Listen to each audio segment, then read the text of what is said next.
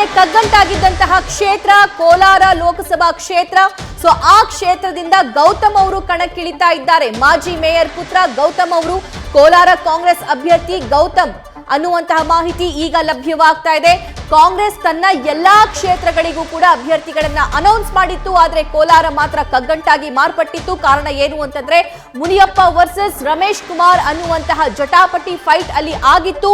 So ಮುನಿಯಪ್ಪನವರು ತಮ್ಮ ಕುಟುಂಬಸ್ಥರಿಗೆ ticket ನೀಡಬೇಕು ಅನ್ನೋ ಪಟ್ಟು ಹಿಡಿದಿದ್ರು. ಇನ್ನು ರಮೇಶ್ ಕುಮಾರ್ ಬಣ ದಲಿತ ಬಲಗೈ ಸಮುದಾಯಕ್ಕೆ ಟಿಕೆಟ್ ಕೊಡಬೇಕು ಅನ್ನುವಂತಹ ಪಟ್ಟನ್ನ ಹಿಡಿದಿದ್ರು. ಇನ್ ಕೇಸ್ ಎಡಗೈ ಸಮುದಾಯಕ್ಕೆ ಟಿಕೆಟ್ ಕೊಡೋದಾದ್ರೆ ಮುನಿಯಪ್ಪ ಅವರ ಕುಟುಂಬಸ್ಥರಿಗೆ ಕೊಡುವಂಗಿಲ್ಲ ಅಂತ ಹೇಳ್ತಾ ಇದ್ರು. ಆದ್ರೆ ಈಗ ಇವರಿಬ್ಬರ ಪೈಕಿ ಮೂರನೇ ಅವರಿಗೆ ಲಾಭ ಅನ್ನುವಂತೆ ಮಾಜಿ ಮೇಯರ್ ಪುತ್ರ ಗೌತಮ್ ಅವರು ಕೋಲಾರ ಟಿಕೆಟ್ ನ ಗಿಟ್ಟಿಸಿಕೊಂಡಿದ್ದಾರೆ. ಕೋಲಾರ ಕಾಂಗ್ರೆಸ್ನ ಅಭ್ಯರ್ಥಿ ಗೌತಮ್ ಅನ್ನುವಂತಹ ಅಪ್ಡೇಟ್ಸ್ ಈಗ ಲಭ್ಯವಾಗ್ತಾ ಇದೆ. ಮುನಿಯಪ್ಪ ಅನ್ಕಂಟ್ರೋಲ್ಡ್ ಬ್ಲಡ್ ಶುಗರ್ ಇಂದ ಕಣ್ಣು, ಕಿಡ್ನಿ, ಹಾರ್ಟ್, ನರಮಂಡಲಕ್ಕೂ ಅಪಾಯ. ಮಧುಮೇಹ ಎನ್ ಸಕ್ಕರೆ ನಿಯಂತ್ರಣದೊಂದಿಗೆ ನಿಮ್ಮ ಅಂಗಾಂಗಗಳ ಆರೋಗ್ಯನೂ ಕಾಪಾಡುತ್ತೆ. ವರ್ಸಸ್ ರಮೇಶ್ ಕುಮಾರ್ ಬಣವನ್ನ ಬದಿಗಿಟ್ಟು ಈ ಟಿಕೆಟ್ ಅನ್ನ ಕಾಂಗ್ರೆಸ್ನ ನಾಯಕರು ತುಂಬಾ ಅಳೆದು ತೂಗಿ ಜಾಣ್ಮೆಯಿಂದ ಅನೌನ್ಸ್ ಮಾಡಿದ್ದಾರೆ. ಇನ್ ಕೇಸ್ ಮುನಿಯಪ್ಪ ಹೇಳ್ದಂಗೆ ಅವರ ಅಳಿಯನಿಗೋ ಅಥವಾ ಅವರ ಪುತ್ರಿಗೋ ಟಿಕೆಟ್ ನೀಡಿದ್ರೆ ಡೆಫಿನೆಟ್ಲಿ ರಮೇಶ್ ಕುಮಾರ್ ಬಣ ಅವರನ್ನ ಸೋಲಿಸುವಂತಹ ಲೆಕ್ಕಾಚಾರ ಕಾಂಗ್ರೆಸ್ ಹೈಕಮಾಂಡ್ ಅವರು ಮಾಡಿದ್ರು. ಅದೇ ರೀತಿಯಾಗಿ ಈಗ ರಮೇಶ್ ಕುಮಾರ್ ಅವರು ಯಾರಿಗೆ ಹೇಳ್ತಿದ್ದಾರೋ ಅವರಿಗೇನಾದ್ರೂ ಟಿಕೆಟ್ ಕೊಟ್ರೆ ಮುನಿಯಪ್ಪ ಅವ್ರನ್ನ ಸೋಲಿಸಬಹುದು ಅನ್ನುವಂತಹ ಆತಂಕ ಕ್ಷೇತ್ರದಲ್ಲಿ ಇತ್ತು.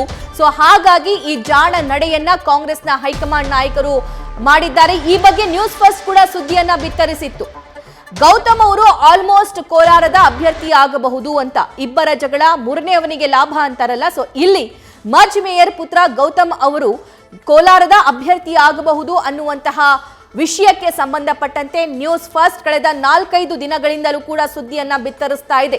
ಯಾವಾಗ ಈ ರಾಜೀನಾಮೆ ಪ್ರಹಸನ ಶುರುವಾಯ್ತಲ್ಲ, ಯಾವಾಗ ಸಿಎಂ ಡಿಸಿಎಂ ಈ ನಾಯಕರನ್ನ ಕರೆದು ಮಾತನಾಡಿಸಿದ್ರಲ್ಲ, ಅದಾದ ನಂತರ ಆ ಸಭೆಯ ಇನ್ಸೈಡ್ ಮಾಹಿತಿ ಪ್ರಕಾರ ಈ ಇಬ್ಬರ ಬಣದಿಂದಲೂ ಯಾರನ್ನೂ ಕೂಡ ಕಣಕ್ಕಿಳಿಸದೆ ಮೂರನೇ ಅಭ್ಯರ್ಥಿಯನ್ನ ಕಣಕ್ಕಿಳಿಸುವಂತ ಲೆಕ್ಕಾಚಾರವನ್ನ ಕಾಂಗ್ರೆಸ್ನ ನಾಯಕರು ಮಾಡಿಕೊಂಡಿದ್ದಾರೆ ಅನ್ನೋದಕ್ಕೆ ಸಂಬಂಧಪಟ್ಟಂತೆ ನ್ಯೂಸ್ ಫಸ್ಟ್ ಸುದ್ದಿಯನ್ನ ಬಿತ್ತರಿಸಿತ್ತು. ಆ ಸುದ್ದಿ ಈಗ ಕರೆಕ್ಟ್ ಆಗಿದೆ.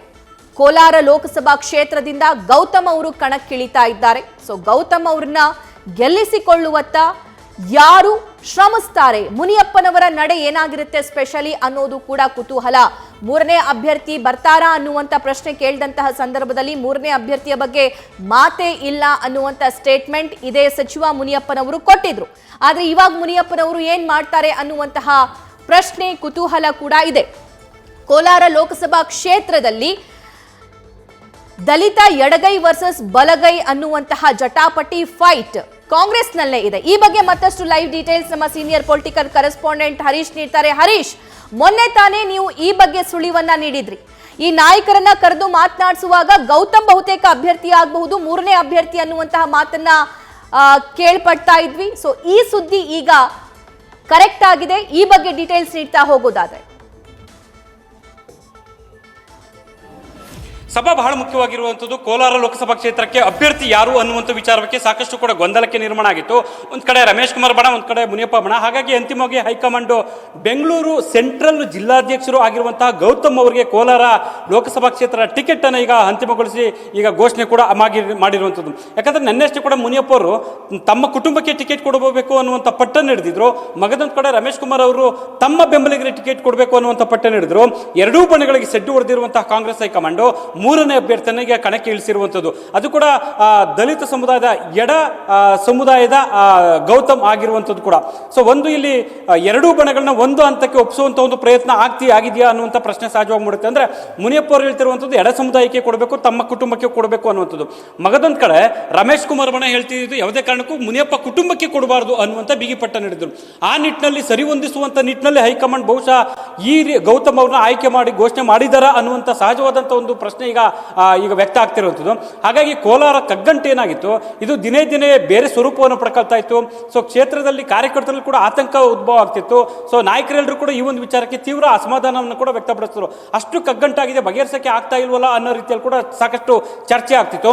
ಅಂತಿಮವಾಗಿ ಕಾಂಗ್ರೆಸ್ ಹೈಕಮಾಂಡು ಮೂರನೇ ವ್ಯಕ್ತಿಗೆ, ಅಂದ್ರೆ ಎರಡೂ ಬಣಕ್ಕಿಲ್ಲ, ಮೂರನೇ ವ್ಯಕ್ತಿಗೆ ಮಣೆ ಹಾಕುವ ಮೂಲಕ ಈಗ ಟಿಕೆಟ್ ಅನ್ನು ಅಂತಿಮಗೊಳಿಸಿ ಘೋಷಣೆ ಮಾಡಿರುವಂಥದ್ದು. ಸಭಾ ಹರೀಶ್, ಇಲ್ಲಿ ಯಾರು ಮೇಲುಗೈ ಸಾಧಿಸದಂಗಾಯ್ತು? ಮುನಿಯಪ್ಪನವರಂತೂ ಅಲ್ವೇ ಅಲ್ಲ ಅನ್ನೋದು ಇಲ್ಲಿ ಅನ್ನಿಸ್ತಾ ಇದೆ. ಆದ್ರೆ ರಮೇಶ್ ಕುಮಾರ್ ಅವರು ಈ ನಿರ್ಧಾರದಿಂದ ಖುಷಿ ಪಡಬಹುದಾ ಅಂತ? ಸಭಾ ಬಹಳ ಮುಖ್ಯವಾಗಿರುವಂಥದ್ದು ಒಂದು ಸ್ಪಷ್ಟ ಆಗ್ತಿದೆ. ಯಾಕಂದ್ರೆ ಮುನಿಯಪ್ಪ ಅವರ ಒಂದು ಬಿಗಿಪಟ್ಟೇನಿತ್ತು, ತಮ್ಮ ಕುಟುಂಬಕ್ಕೆ ಕೊಡಬೇಕು, ಹಳಿಯವರಿಗೆ ಕೊಡಬೇಕು ಅನ್ನುವಂಥ ಏನು ಬಿಗಿಪಟ್ಟಿತ್ತು, ಅದಕ್ಕೆ ಸಂಪೂರ್ಣವಾಗಿ ಸೆಡ್ಡು ಹೊಡೆದಂತೆ ಇಲ್ಲಿ ಹೈಕಮಾಂಡ್ ಕಾಣಿಸ್ತಾ ಇತ್ತು. ಯಾಕಂದ್ರೆ ಮುನಿಯಪ್ಪ ಅವರ ಮತಿಗೆ ಮಣೆ ಹಾಕಿಲ್ಲ ಅನ್ನುವಂಥದ್ದು ಇಲ್ಲಿ ಸ್ಪಷ್ಟವಾಗಿ ಇದು ಕಾಣಿಸ್ತಾ ಇರುವಂಥದ್ದು. ರಮೇಶ್ ಕುಮಾರ್ ಬಣಕ್ಕೆ ಇರುವಂಥದ್ದು ಒಂದು ಹಂತದಲ್ಲಿ ಸಮಾಧಾನ ತಂದಿರಬಹುದು ಅನ್ನುವ ರೀತಿಯಲ್ಲಿ ಕೂಡ ಈಗ ಚರ್ಚೆ ಶುರುವಾಗಿದೆ. ಯಾಕಂತಂದ್ರೆ ಅವ್ರು ಹೇಳ್ತಾ ಇದ್ದು ಮುನಿಯಪ್ಪ ಅವ್ರ ಕುಟುಂಬಕ್ಕೆ ಕೊಡಬಾರ್ದು, ಅದರ ಹೊರತಾಗಿ ಯಾರಿಗೆ ಕೊಟ್ಟರು ನಾವು ಕೆಲಸ ಮಾಡ್ತೀವಿ ಅನ್ನುವಂಥ ಮಾತನ್ನ ಪದೇ ಪದೇ ಹೇಳ್ತಾ ಇದ್ರು. ಸೊ ಒಂದು ಅಲ್ಲಿ ಇದ್ದಿದ್ದು ದಲಿತ ಬಲ ಸಮುದಾಯ ಕೊಡಿ ಅನ್ನುವಂತ ಹೇಳ್ತಾರೆ. ಆದರೆ ಎಡ ಸಮುದಾಯಕ್ಕೆ ಕೊಟ್ಟಿರುವಂತಹ ಹಿನ್ನೆಲೆಯಲ್ಲಿ ಸಹಜವಾಗಿ ಕೂಡ ರಮೇಶ್ ಕುಮಾರ್ ಅವರು ಈ ಒಂದು ನಿಲುವಿಗೆ ಒಪ್ಕೊಳ್ತಾರೆ ಅನ್ನುವಂಥ ಸಹಜವಾದಂಥ ಲೆಕ್ಕಾಚಾರ ಈಗ ವ್ಯಕ್ತ ಆಗ್ತಿರುವಂಥದ್ದು. ಹಾಗಾಗಿ ಇಲ್ಲಿ ಒಂದು ರೀತಿಯಲ್ಲಿ ಮುಖ್ಯವಾಗಿ ಮುನಿಯಪ್ಪ ಅವರಿಗೆ ಹಿನ್ನಡೆ ಆದಂತೆ ಕಾಣಿಸ್ತಾ ಇದೆ. ಹಾಗಾಗಿ ಇಲ್ಲಿ ಒಳಬೇಗುದಿ ಒಳೆಯಿಟ್ಟುಗಳು ಕೂಡ ಬೀಳಬಹುದು ಅನ್ನುವಂಥ ಆತಂಕ ಸಹಜವಾಗಿರುವಂಥದ್ದು. ಈ ಹಿನ್ನೆಲೆಯಲ್ಲಿ CM DCM ಕೂಡ ಎರಡೂ ಬಣಗಳನ್ನ ಕರೆಸಿ ಮತ್ತೊಮ್ಮೆ ಮಾತುಕತೆ ನಡೆಸುವಂಥ ಒಂದು ಸಾಧ್ಯತೆ ಇದೆ. ಯಾಕಂದ್ರೆ ಈಗಾಗಲೇ ಟಿಕೆಟ್ ಘೋಷಣೆ ಆಗಿರುವಂಥದ್ದು. ಈ ಹಿನ್ನೆಲೆಯಲ್ಲಿ ಮತ್ತೆ ಅದನ್ನು ಮುಂದುವರಿಸಿಕೊಂಡು ಹೋಗೋದು ಬೇಡ, ಗೆಲುವು ಒಂದೇ ಮಾನದಂಡ, ಅಲ್ಲಿ ಗೆಲ್ಲಲೇಬೇಕು ಅನ್ನುವಂಥ ಸ್ಪಷ್ಟ ಸಂದೇಶ ರವಾನೆ ಮಾಡುವಂಥ ಒಂದು ಸಾಧ್ಯತೆ ಇದೆ. ಮಗದೊಂದು ಕಡೆ ಈಗಾಗಲೇ ಕೂಡ ಹೈಕಮಾಂಡ್ ಸ್ಪಷ್ಟ ಸೂಚನೆ ಕೊಟ್ಟಿದೆ, ಯಾರು ಗೆಲ್ಸ್ಕೊಳ್ಳೋಕೆ ಸಾಧ್ಯ ಆಗದೇ ಇರುವಂಥ ಸಂದರ್ಭದಲ್ಲಿ ಅವರು ಅವ್ರ ಸ್ಥಾನವನ್ನು ಕಳೆದುಕೊಳ್ಬೇಕಾಗುತ್ತೆ ಒಂದು ಸ್ಪಷ್ಟ ಸಂದೇಶವನ್ನು ಈಗಾಗಲೇ ಹೈಕಮಾಂಡ್ ರವಾನೆ ಮಾಡಿರುವಂಥದ್ದು. ಈಗ ಮುಖ್ಯವಾಗಿರುವಂಥದ್ದು ಕೋಲಾರದಲ್ಲಿ ಮುನಿಯಪ್ಪ ಅವರು ಕೂಡ ಈಗ ಸಚಿವರಾಗಿದ್ದಾರೆ. ಸೊ ಹಾಗಾಗಿ ಬೆಂಗಳೂರು ಗ್ರಾಮಾಂತರ ಉಸ್ತುವಾರಿಯನ್ನು ಕೂಡ ವಹಿಸ್ಕೊಂಡಿದ್ದಾರೆ. ಸೊ ಹಾಗಾಗಿ ಅವರು ಕೋಲಾರದಲ್ಲಿ ಅಭ್ಯರ್ಥಿಯನ್ನ ಗೆಲ್ಸ್ಕೊಳ್ಬೇಕು, ಮತ್ತೆ ಆ ಅಭ್ಯರ್ಥಿ ಗೆಲ್ಲುವಂತೆ ಕೆಲಸ ಮಾಡಬೇಕಾಗುತ್ತೆ, ಮಾಡಿಸಬೇಕಾಗುತ್ತೆ ಅನ್ನುವಂಥದ್ದು. ಈ ನಿಟ್ಟಿನಲ್ಲಿ ಮೊನ್ನೆ CM DCM ಕೂಡ ಈ ಒಂದು ವಿಚಾರದಲ್ಲಿ ಮುನಿಯಪ್ಪ ಅವ್ರ ಜೊತೆ ಒಂದಷ್ಟು ಕಿವಿ ಮಾತು ಹೇಳಿದ್ರು ಅನ್ನುವಂಥ ಮಾತುಗಳು ಕೂಡ ಕೇಳಿ ಬರ್ತಿದೆ. ಯಾಕಂದ್ರೆ ಯಾರನ್ನೇ ಕಣಕ್ಕಿಳಿಸಿದ್ರು, ಹೈಕಮಾಂಡ್ ಯಾರಿಗೆ ಅಭ್ಯರ್ಥಿಯನ್ನಾದ್ರೂ ಘೋಷಣೆ ಮಾಡಿದ್ರು, ಎಲ್ಲರೂ ಕೂಡ ಕೆಲಸ ಮಾಡಬೇಕು ಅನ್ನುವಂಥ ಸ್ಪಷ್ಟ ಸಂದೇಶವನ್ನು ಈಗಾಗಲೇ ರವಾನೆ ಮಾಡಿರುವಂಥದ್ದು. ಈ ಹಿನ್ನೆಲೆಯಲ್ಲಿ ಮುನಿಯಪ್ಪ ಅವರು ಎಷ್ಟು ಮಟ್ಟಿಗೆ ತೊಡಸ್ಕೊಳ್ತಾರೆ, ಎಷ್ಟು ಮಟ್ಟಿಗೆ ಅಭ್ಯರ್ಥಿ ಪರವಾಗಿ ಕೆಲಸ ಮಾಡ್ತಾರೆ, ಹೇಗೆ ಅನ್ನುವಂಥದ್ದು ಕೂಡ ಸಾಕಷ್ಟು ಈಗ ಕುತೂಹಲಕ್ಕೆ ಎಡೆ ಮಾಡಿಕೊಟ್ಟಿರುವಂಥದ್ದು. ಸಭಾ ಹರೀಶ್, ಈಗ ಅಭ್ಯರ್ಥಿ ಬಗ್ಗೆ ಒಂದಿಷ್ಟು ಇನ್ಫಾರ್ಮೇಶನ್ ನೋಡ್ತಾ ಇರುವಂತಹ ಜನಸಾಮಾನ್ಯರಿಗೆ, ನೋಡ್ತಾ ಇರುವಂತಹ ಮತದಾರರಿಗೆ ಯಾರು ಈ ಗೌತಮ್ ಅನ್ನುವಂತಹ ಪ್ರಶ್ನೆ ಕೂಡ ಇರುತ್ತೆ. ಗೌತಮ್ ಅವರ ವರ್ಚಸ್ಸಾಗಿರಬಹುದು, ಅಥವಾ ಅವರ ರಾಜಕೀಯ ಜೀವನ ಆಗಿರಬಹುದು, ಅಥವಾ ಕೋಲಾರ ಕ್ಷೇತ್ರದ ಮೇಲೆ ಅವರು ಬೀರುವಂತಹ ಪ್ರಭಾವ ಆಗಿರಬಹುದು. ಈ ಬಗ್ಗೆ ಮಾಹಿತಿ ನೀಡ್ತಾ ಹೋಗೋದಾದ್ರೆ